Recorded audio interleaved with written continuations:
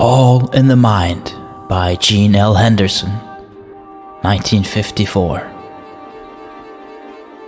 Mel felt as if he were floating on clouds in the deepest, most intense dark he had ever experienced. He tried opening his eyes, but nothing happened, only a sharp pain. Little bits of memory flashed back, and he tried to figure out what could have happened, where he was. The last thing he could remember was the little lab hidden back in the mountains in an old mine tunnel. Remote, but only an hour's drive from the city. What had he been doing? Oh yes, arguing with Neil again. He even recalled the exact words. "Damn it, Mel," his partner had said. "We've gone about as far as possible working with animal brains. We've got to get a human one." "We can't," Mel had disagreed. "There'd be enough of an uproar if the papers got a hold of what we've been doing with animals. If we did get someone in a hospital to agree to let us use his brain on death, they would close us up tighter than a drum. But our lab's too well hidden, they'd never know." It wouldn't work anyway. The brain might be damaged for lack of oxygen, and all our work would go for nothing. Worse, it might indicate failure where a fresh, healthy brain would mean success. "We'll never know unless we try," said Neil, almost violently, dark eyes glittering. "Our funds aren't going to last forever." Mel had turned his back and was leaning over the tank where the latest brain, that from a dog, was lying immersed in the life-giving liquid, a thin, flickering line of light on the oscilloscope behind the tank, the only indication that the brain was alive. What had happened then? He thought hard until a sharp pain and growing headache almost made him lose consciousness. Either he'd passed out or something had happened. Maybe the cave had collapsed the concrete walls of their lab, although he didn't see how that could have happened. He became aware of voices, faint at first, then growing stronger. He strained to listen, and just when it appeared that the words would become distinct enough to understand, they faded away. He waited hopefully until they came back. This time he could understand words and parts of sentences. "Connect this first and... No, be careful. Too much voltage would ruin everything, and we'd have to... Where does this connection go? Here?" The other voice boomed in then, deep vibrations feeling as if they would shatter his brain. There was a frantic quality in the words. "No, no, you fool, don't!" A penetrating pain knifed through Mel's head, and he tried to scream, but heard nothing but a loud buzzing. He welcomed the loss of consciousness as it blanketed him. He struggled back to consciousness once more, a voice calling over and over in a monotone, "Mel, can you hear me, Mel? Can you hear me, Mel?" He listened intently, recognizing it as one of the first voices he had heard. He tried to move but could feel no response of legs or arms. It was like being buried alive, and he tried to call out for help. He must have lost his voice because he could still hear the same call. Mel Carlson, can you?" It broke off abruptly, then came back triumphantly. "You do hear me, Mel, I can see." Again Mel tried to call out without success. The other warned quickly, "Don't become alarmed, we're still working on your voice. Just try to rest." Mel suddenly realized that he'd been listening to Neil, and a wave of thankfulness swept over him. There'd been a cave-in then, and he'd been injured. Neil was speaking again, a note of professional regret in his voice. "I'm sorry it had to happen this way, but there was too much tied up in the project to lose now." A growing realization and horror began to seep through Mel's mind. Neil continued after a brief pause. "The sine wave jumped. I see you must realize now. I had to do it, Mel. After all, you aren't dead, you know. Just your body is gone. Your brain may live for hundreds of years. Why, just think, you'll be able... Oblivion again, claimed Mel. Once more, Mel was floating on clouds, and this time the sensation was exhilarating. He tried moving his arms and legs to see if he could swim through the velvety darkness, but failed. A faint glow began to appear ahead of him, and a low rumble of voices began to echo throughout his mind. Full realization of what had happened to him swept over him, and he struggled to retain his sanity. The voices were louder, and he recognized that of Neil, who was saying, "Is conscious now? Easy on the voltage. Remember last time?" A brief pause, then louder. "Mel, see that you hear me. Listen carefully. I've tried out several of my own theories, that's why you can hear. And in just a moment, I'm going to give you eyesight. We're having trouble with the voice." Mel remembered then, depressed, that he had no eyes of his own. Even at the thought, he tried to shut his eyes, which only caused his brain to ache more. He tried completely relaxing in an endeavor to capture the floating sensation once more. "Ah, that's better," approved Neil's voice. "I see that the brainwave has smoothed down. If you'll just accept what's happened, Mel, we should be able to work together." Figures began to form in the white mist. As they became stronger but out of focus, he saw Neil bent over a control panel, carefully making adjustments, and glancing frequently at the leaping line of green light across the scope in front of him. He felt a surge of hate sweep through his brain and saw the green line jump violently. Neil's hand jumped instinctively toward a red-covered switch. At the same time, he flashed a glance towards a tank that was barely within the range of Mel's vision. He realized almost at once that it must be the same one in which his brain was resting. The full, sickening realization of what had happened hit him, and he almost went over the blackout line. Then Neil's face loomed square in his direction, and hate, the most intense he had ever experienced, brought the green line that represented his brain's output up to full level. His brain sent impulses out to the nerve ends that had controlled his arms and legs. They felt as if they were still attached to him, but paralyzed. His mind felt clearer and sharper now than it had ever had before in his life. He determined to analyze his new mental capabilities carefully in the hope he would find a means of striking back. During the next few weeks, only his hatred for Neil enabled Mel to keep his sanity.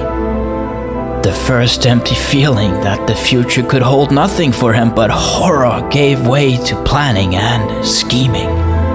His mechanical voice was perfected, operated by the nerve ends of his brain, much as his original vocal cords had functioned. It enabled him to now assist in his own rehabilitation by suggesting improvements or solutions to mechanical aids he could control. The steady growth or realization of his mental powers were amazing to Mel. He realized that they must have been inherent and in his subconscious all of the time. Only his loss of body brought them out now.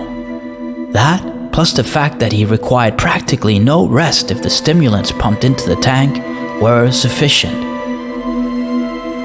This last was the clue to his use by Neil. It became apparent that his erstwhile partner planned on using him to the fullest possible extent. First, Neil brought in a problem concerning a new type of paint to absorb the rays of the sun and convert them into electrical energy. Not until he had studied the problem and given Neil the answer did Mel realize the full financial potentiality of his powers. He immediately brought up the subjects. "What about our partnership agreement on profits?" he asked. "Profits?" repeated Neil with a nasty smile. "Why? Where did you plan on going?" For once, Mel was glad that his voice was flat and devoid of all inflection. It kept the other from sensing the rage that made him want to do something violent. You know what I mean? He insisted doggedly. Unless you want to admit murder, we're still partners. Neil laughed and said, "That's right. Of course I can draw any and all funds that I need, but if the authorities ever check on your disappearance, they'll find that a separate account has been opened in your name in the city. All you have to do is go in and withdraw it any time you want to."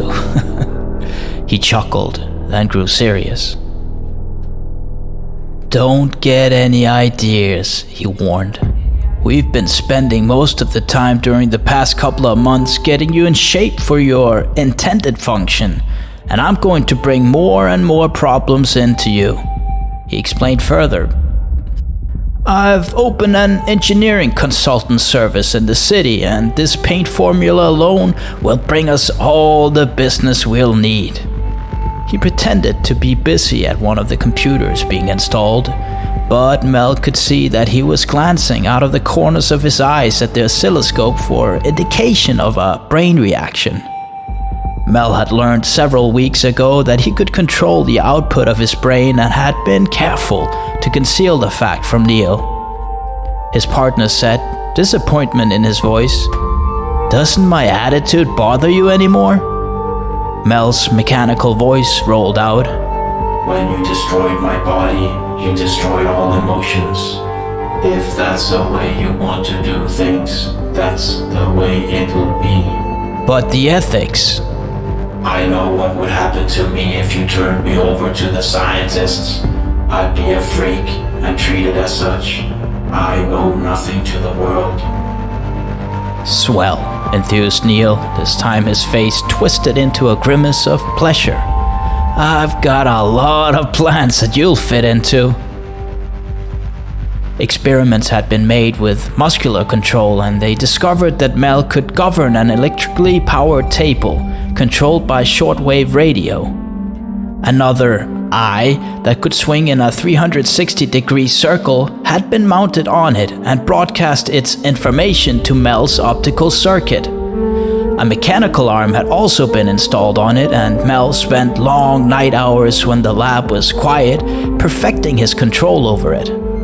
Before long, he was as much, if not more, proficient with it as he had been with his own arms. He began laying his plans. The first thing he needed was a weapon. Getting his control card out of the cubicle was easy, since Jenkins, the only assistant allowed in the entire laboratory, had left his key ring lying on a table one morning. It had been but the work of a moment to wheel over, pick them up, and then conceal them.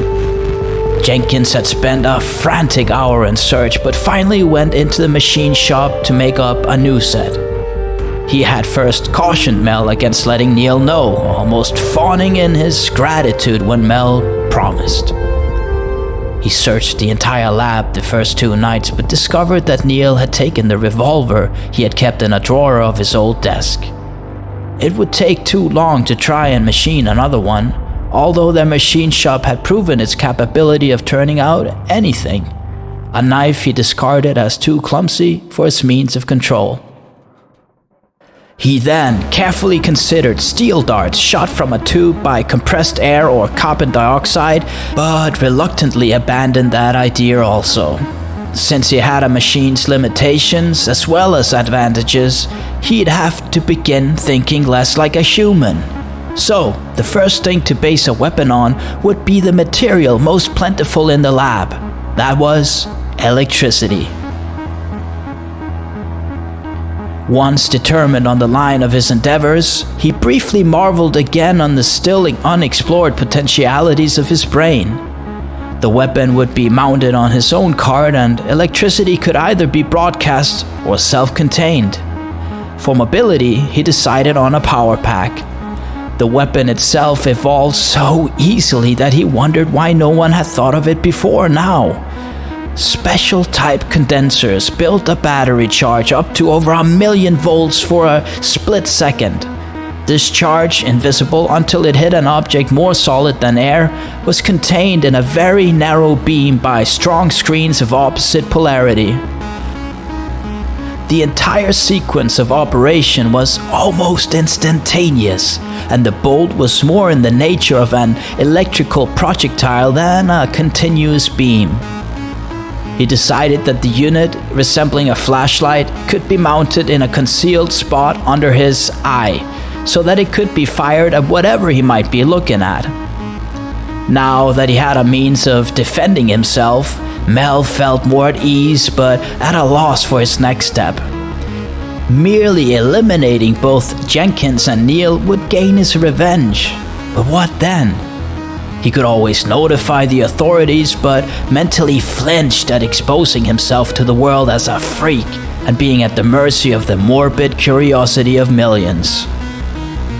He had hardly begun to lay his plans before disaster struck. Neil came in early one morning and had Mel begin working on a problem concerning a new type of steel that would combine structural strength with the lightweight qualities of aluminum. Mel energized his calculators that were electrically practically part of his brain. He briefly wondered why Neil appeared so restless, wandering around the room with his hands behind his back, studying everything. Then the problem became so intriguing that he completely forgot that anyone was in the room. His first inkling that anything was wrong was when Neil straightened up from the cart with a twisted smile on his face and exclaimed, "Ha!" Neil's first startled conjecture was that the other had discovered the special weapon.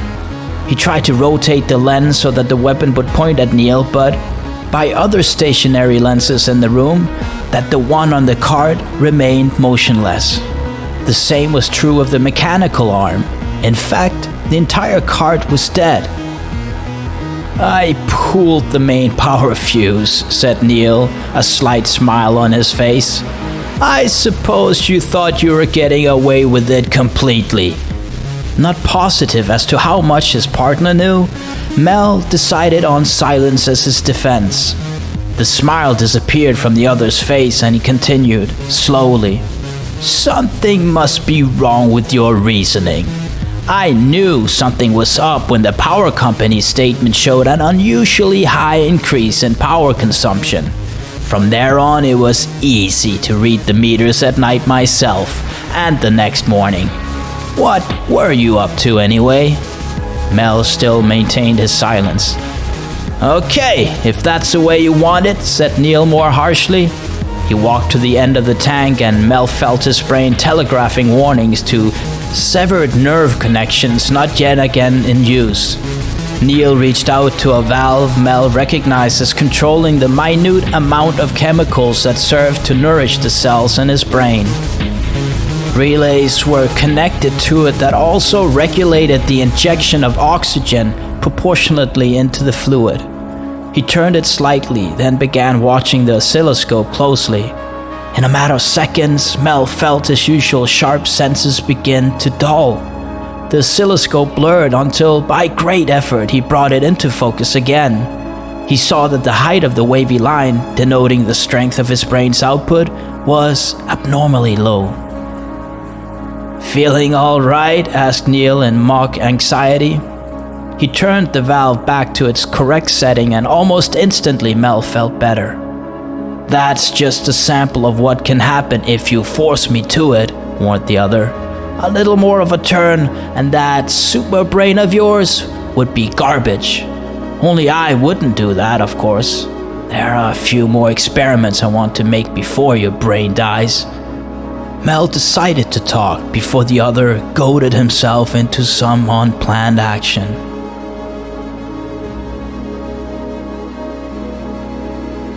Don't forget the fable about the goose that laid the golden eggs. His voice rolled out. There is still a lot I could do for you, you know, or not do. He saw with relief that the anger receded from the other's face, to be replaced by a look of cunning. "I almost forgot," said Neil. "I've another surprise for you." He went to a circuit near the master calculator that he himself had installed only several days ago. All the master components were open. A rheostat appeared to be the primary control. Mel had decided at the time it had to do with voltage regulation of the calculator since there had been trouble with it. Neil placed his hand on it, then turned his head in the general direction of the tank and said, "Just in case you get ideas of not cooperating, I can use this for persuasion." An agony knifed through Mel's brain. It receded, leaving a slight ache. "Not much voltage," Neil was saying with satisfaction. "But, judging from the way your brainwave jumped, I don't imagine it felt very good, did it?" "You win," was Mel's only comment, not wanting another jolt. Never before had he felt so helpless and completely at the mercy of another. He realized more and more that he had less defense than a newborn baby, which could at least kick and wave its hands. He could do nothing except try to retain his sanity and wait for his day to come.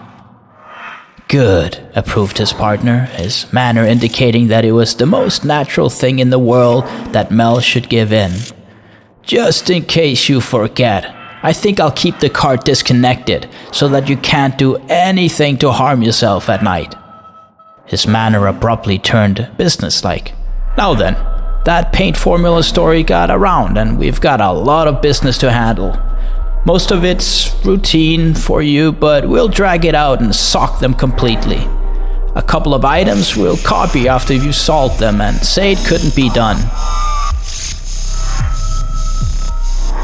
Mel missed the cart more than he thought he would. It was much like the time when, as a boy, he'd broken a leg and had to stay in bed for several weeks. He was forced to turn in on himself. The real turn in development of his mind and above the level he had thought possible came about as an accident one day. Resting with nothing to do, he had the full room envisioned with the stationary lenses. A flicker of motion caught his attention, and careful waiting disclosed it to be a small mouse that had somehow gained access to the laboratory and then into his room. Welcoming any change in his routine, he watched as the small creature scurried around the room, looking for something to eat. Several times Mel amused himself by causing his voice box to rumble, making the rodent scurry around madly for a hiding place until the imagined danger had passed. Eventually, it became used to the noise and not even talking affected it.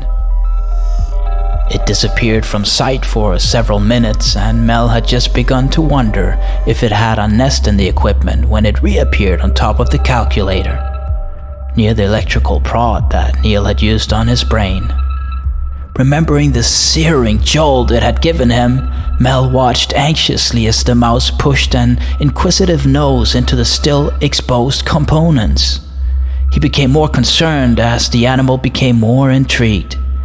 Not only was there danger that the mouse would push down on a delicate relay and close it, if it didn't permanently damage some of his brain cells, the pain might drive him into insanity. He tried shouting, but the mouse paid no attention to him. He called first for Jenkins and then Neil until he remembered that his partner had said they were going in after some special equipment. While he watched helplessly, the mouse stretched out and touched a relay point. Instantly, pain knifed through his brain and he became aware of a roaring sound that he realized was his voice blaring out. The extra loud and continued blast of sound had caused the mouse to withdraw nervously from the relay. Something about it had made him determined, however, and as Mel was barely recovering from the first jolt, the mouse moved back.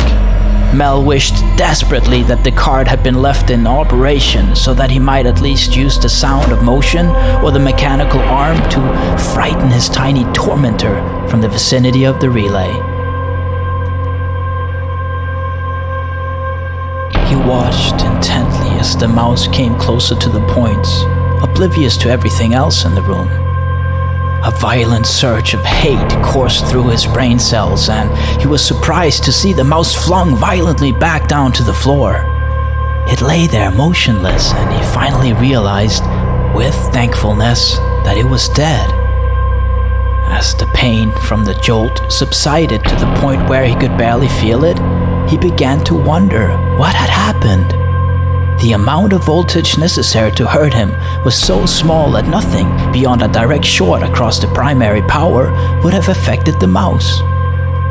He began to analyze everything proceeding to the point where the mouse had been flung from the top of the calculator. A check and recheck brought the same answer, one that he had at first refused to believe. His thoughts had been responsible. Further contemplation convinced him that while his thoughts had undoubtedly been responsible, the mental power itself had not been enough as pure brute force to accomplish the task, but must have struck at the rodent's brain itself. That would have been enough to convulse the animal's muscles and make it look at first as if some outside force had hurled it to the floor. The stolid Jenkins was somewhat perturbed when he found the dead mouse. But how could it get there? He demanded querulously. Then, as if in sudden thought, and what could have killed it? Mel suddenly decided that it might be better if the other were set at ease, since even Jenkins could dissect it if he became curious enough and might find enough to make Neil suspicious. I saw it yesterday, he said. I didn't say anything since it was interesting and was company for me. I've noticed that it was moving slowly today. It seemed to be weaker. It must have starved to death. Nothing to eat in here, and he couldn't get out. Yeah, agreed the other, picking it up and throwing it into a waste paper basket. The explanation had evidently satisfied him, since he went about his routine tasks. After the excitement of his discovery had worn off, Mel began to cautiously test its potential. He carefully directed his thoughts at Jenkins and caused an instant reaction. For a brief moment, he felt a resilient pressure as if something were pressing against his own brain. He instinctively pushed back harder and heard Jenkins yell as the opposing pressure collapsed. The assistant was leaning against a work table, a dazed look on his face. What happened? Mel asked. I don't know, said the other, pressing a hand to the side of his head. It felt as if something had hit me in the head. Now it aches a little. Guess I'll have to do something about this cold. He left, still holding a hand to his head. It was obvious that his newly discovered power could be dangerous, so Mel proceeded with his experimenting more slowly. Jenkins was still his only guinea pig, and he learned to gauge just when the assistant's resistance was about to collapse and reduce the intensity of his own probing accordingly.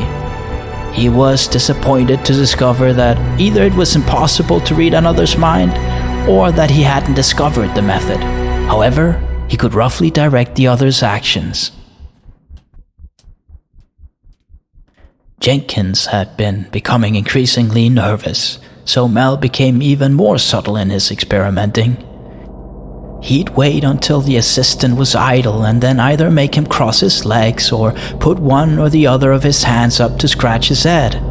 He finally became so smooth and accurate in his control that it lost most of its interest as a means of recreation. He began to extend his range. Wood and concrete offered no impedance at all. Metal, with the exception of aluminum, cut the intensity roughly about half.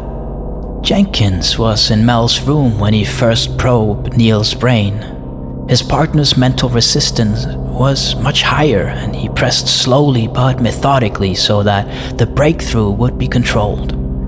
To his surprise, he found that Neil's brain was much easier to control than that of Jenkins had been. It was about this time that he found he was beginning to master the sharing of his host's eyesight. While he might not be able to read another's mind, it would be a big help to know what someone else was doing or what he was looking at. He tried searching outside the building but found nothing, other than an occasional small spot of resistance that would probably indicate a small animal. This wasn't surprising since the lab was hidden in caves in a secluded canyon that had no attraction to the casual wanderer. His next concentration was on the animals he encountered every so often. His first few attempts resulted in sudden and complete collapse of resistance, and he sadly concluded that his control had been too powerful and resulted in their death. He tried more carefully and was overjoyed when he established contact with their visual senses. The sensation was almost as overpowering as if he had suddenly gained eyesight of his own. For the first time in months, he reveled in seeing the country around the outside of the lab, and never before had he thought it so beautiful. Once, while in control of a rabbit's mind, he saw an eagle flying overhead. He quickly transferred, and before the bird flew far enough away to make control impossible, he enjoyed the far-reaching vision of the bird's eyes as it swept on towards some hidden nest. He could even see the city in the distance. Several times he neglected to notice Neil's entrance into the room. So absorbed did he become in his newly discovered, if secondhand, freedom. "What happened to you anyway?" demanded his erstwhile partner one day after he had to repeat a question. "Half of the time lately you're lost in a world of your own. What are you up to anyway?" Nothing, replied Mel, suddenly alert to any new danger, although confident he could take care of himself now. I was just going over some new equations I've been formulating as a hobby. Now that you've taken away my card, there isn't much to keep me occupied, you know. You don't begin to bring enough problems. What's wrong? Mel wished that he could read the other's mind since Neil began to act evasive. He laughed with a false heartiness. "Wrong? Why, we've," he corrected, "already made a fortune on a couple of our own patents as well as commissions from Project Solutions. Someone might get suspicious if we did too well or too much." This made sense, but Mel couldn't resist digging. You mean that your past record of success, as measured against your supposed one, now might make the police ask questions? He asked. The other remained silent, so he pressed the attack. Or are they already wondering why I haven't been seen for so long? There were a few questions at first, admitted the other, but I think I've satisfied them all. However, I've been thinking that it might be a good idea to move you somewhere else. But hardly anyone knows E-Lab exists, protested Mel. The power company does, even if the meters are way down the road. We should have planned on our own generators from the first. Then there's the deed recorder. This land is in both of our names, you know. It'd still be a tremendous project, pointed out Mel. You couldn't begin to keep the new location secret because you'd need help in moving me. One little slip, and it'll be all over. There was an upward curl to the other's lips that Mel didn't like. "Oh, we'd have to be careful," he admitted. "Luckily, the time delay wouldn't hurt any. There's so much money rolling in." He hesitated for a moment as if in thought, then concluded, "In fact, there's no project on now unless you have a private one of your own. It might be a good idea to plan on the move right away." I still don't like the idea, stated Mel flatly. I'd like to think it over for a couple of days. "Think it over all you want," said Neil with a grin. He walked to the calculator and patted it near the jolter. "Only don't forget, I don't have to ask you." He waited almost hopefully, but Mel said nothing, content with the feeling of power and knowledge that, so long as he was prepared, the other could do nothing immediate to harm him. The time had come for action, however. Mel kept mental contact with his partner after he had left. Neil went directly to the office and unlocked the center drawer of his desk. He then began pulling out papers and scanning them rapidly, placing some back and keeping others out. Mel gasped to himself when he saw the bank statement and the amount of money deposited under the name of the partnership. That in Neil's personal account was large, but it was perfectly obvious, according to dates Mel could see through the other's eyes, that the transfer of funds had not been underway for long. As it now stood, they were both practically millionaires, but he knew Neil wouldn't be satisfied. Watching through the other's eyes, Mel had his vision switched from the desk to the door. He saw that Jenkins had just entered, mouth moving. He thought he could read his lips just enough to make out his own name. Jenkins appeared to stop and listen to Neil when his facial expression changed as his lips protested over something.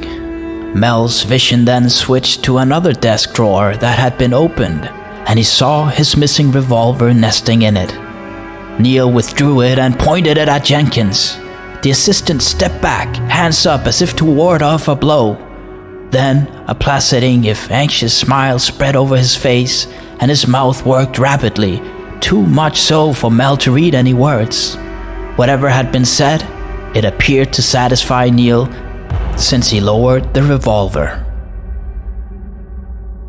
Mel broke contact and came back to his own room and stationary video scanners that served as his eyes. Jenkins came in and his manner made it plain to Mel that he was laboring under an intense pressure. He began puttering around the work table, gradually making his way closer to the tank housing Mel's brain. "Jenkins," said Mel, purposely extra loud. The assistant jumped nervously, dropping a piece of metal he had picked up. "Yes?" he almost quavered. "Have you ever thought how it would be to be condemned to a life like mine?" "No, not especially. Why should I?" "You helped put me here, you know." "I was only following orders. All right. I know how Neil can't force a person to do something, but you could help me, you know." "How's that?" suspiciously. "I'm not going to tell anyone if that's what you're driving at." "No, I'm not trying to get you to do that.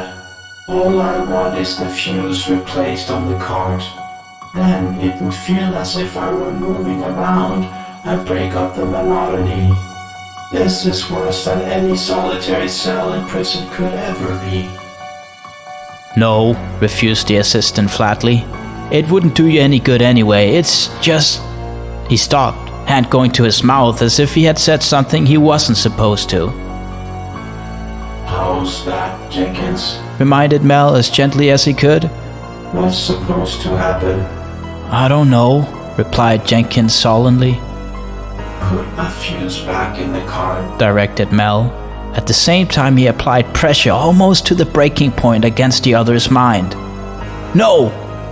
He knifed through to the other's brain with ease and just enough power to accomplish his purpose without harming Jenkins. This was the most complete control Mel had ever attempted, and Jenkins' legs moved spasmodically as though he were a puppet on strings. There was horror in his bulging eyes and sweat began breaking out on his forehead. Relentlessly he was forced towards the cart until at last it had been reached. "Jenkins," said Mel as slow as he could. "Can you hear me?" A slight twitch of the head was the only indication that he could, so Mel instructed. "There's a spare fuse near the holder, Jenkins. Take it out and place it in the primary circuit. Do that and I'll let you go. If need be, I could kill you now. The fuse, Jenkins." He relaxed his hold slightly, but Jenkins made no attempt to comply. Mel continued. "Remember the dead mouse, Jenkins? I did that. The fuse, before I lose my patience." He applied more power until the other's hand began moving unsteadily towards the cart. As he withdrew slightly from the mental contact, Jenkins continued his task, and in a moment, Mel was able to move the cart.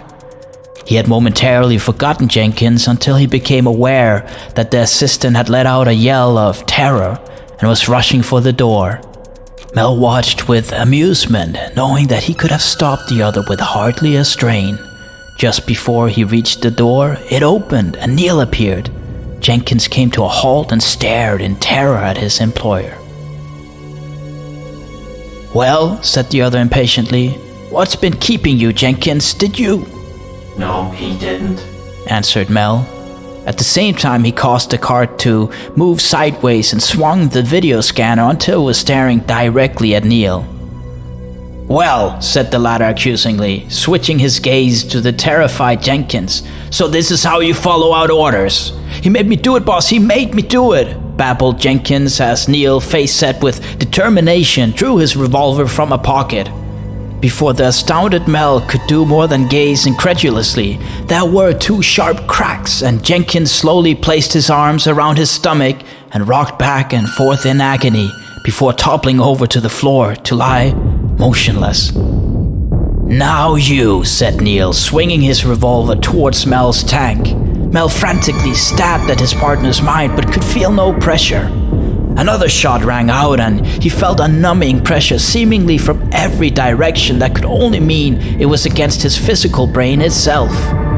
The shock forced him to use every bit of power he possessed to keep conscious. Neil had lowered the revolver a trifle and was saying in a superior tone, "Whatever you did to Jenkins, it's only hastened the inevitable. If that makes you feel any better, I'd have had to get rid of him too, once you were disposed of." He began raising the revolver again, and the dazed Mel instinctively relayed power to the cart. The eye had been pointing directly at Neil, and the only sound that indicated the energy gun had been set off was a slight hiss. The effect on Neil was not only instantaneous, but horrible to see. His body appeared to swell until he looked bloated, then disintegrated.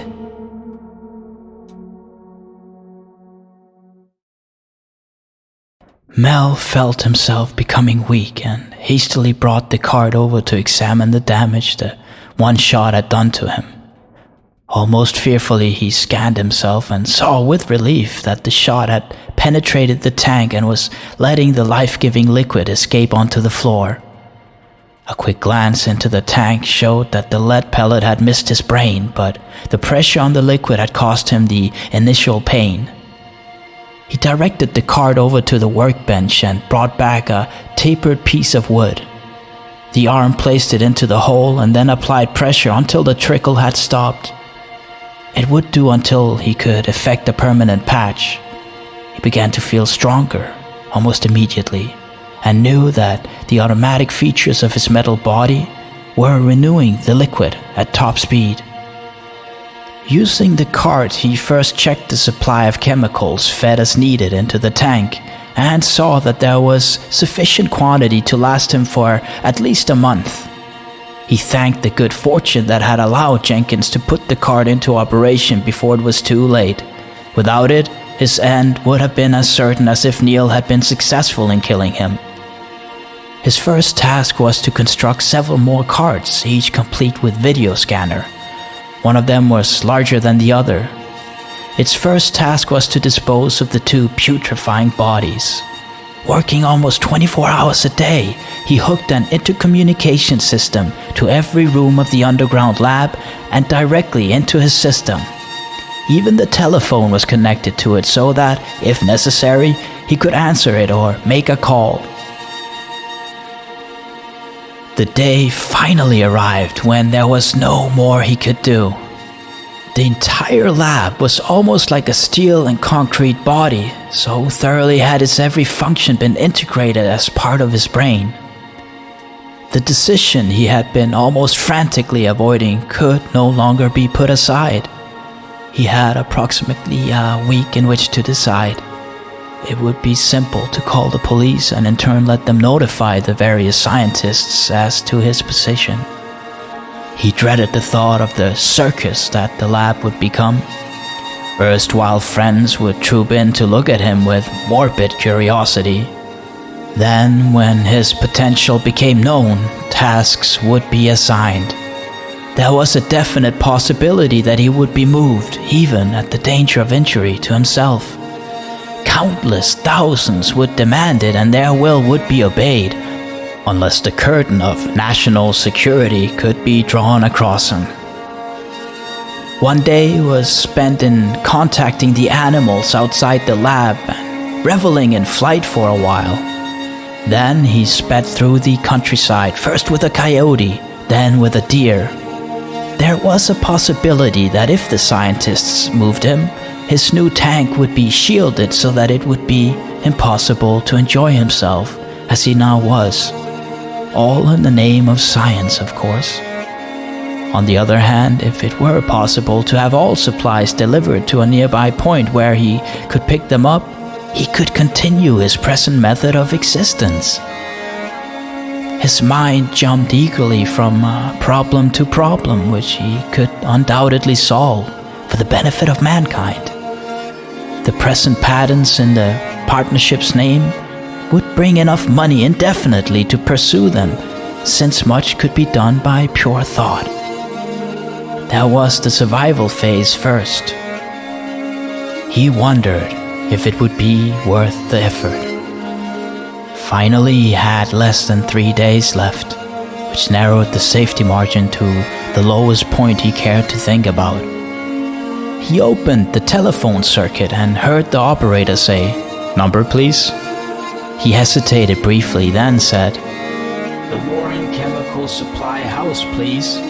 His order was soon placed, and afterwards he felt almost as free and elated as when, as a boy, school had let out for the summer. The manual dexterity of the metallic fingers he had constructed would enable him to write checks with his own signature. A faint idea had even tickled his curiosity, and he felt certain that he could grow cells within a couple of weeks. From there, he could work on a body for himself, one even more efficient than the old one Neil had destroyed. A human in the lab at that moment would have been startled.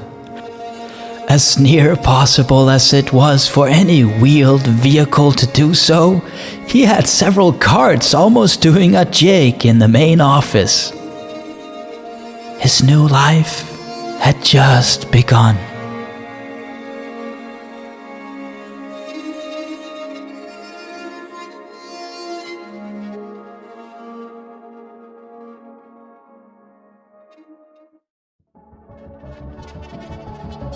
Hey there, I'm Sam. I hope you enjoyed the story. If you did, you'd make me happy if you liked and subscribed. I'm always trying to improve my reading, so let me know in the comments what you think, or give me a suggestion on what to read next. At any rate, thanks for listening.